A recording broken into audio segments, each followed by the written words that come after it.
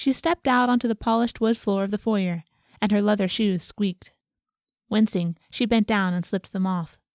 Her stockinged feet touched the slick, cool wood, and something jolted through her. It ran up her legs, sparkling and tickling.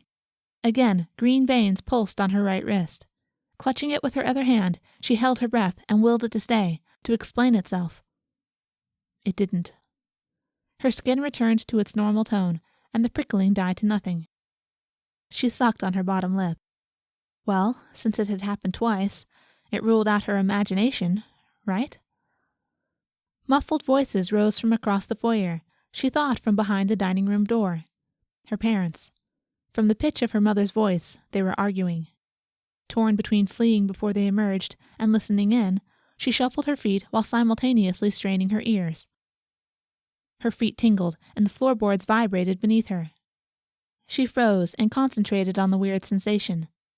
Was it an earthquake? She'd read about those, but she'd never felt one. Still, this was constant and low, not like she imagined those violent occurrences to be. Also, it seemed to shake in concert with her mother's outbursts, rising when she yelled, fading when she stopped. Closing her eyes, Kitrin spread her toes. The tremors turned into sound she could hear in her bones.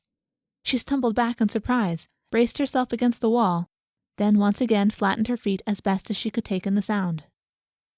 "We should have left the moment we heard the royal family was returning to Midsum Keep," her mother shouted. "But Griette, dear, where would we go?" Her father's tone was calm, but with an entreating edge, like a man trying to talk a bear out of biting him. "Anywhere but here! What if they see her?" "They know nothing of her." The vibrations reached her brain and settled into fuzzy forms. Her mother, standing, chin raised in defiance.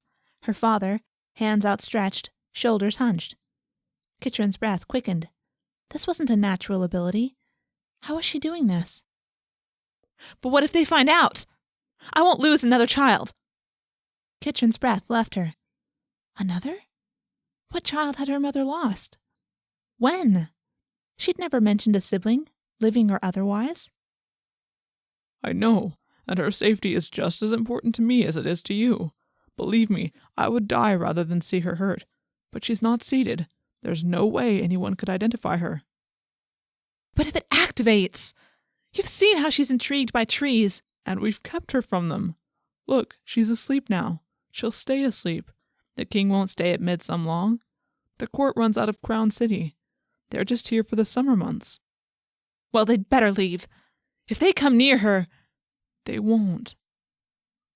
Her father embraced her mother, and they moved away from her, stepping off the wood floors of the dining room onto the stone tiles of the back hall. The moment their feet left the wood, her connection snapped. Her tongue stuck to the roof of her mouth. What was that about? And what did trees have to do with anything?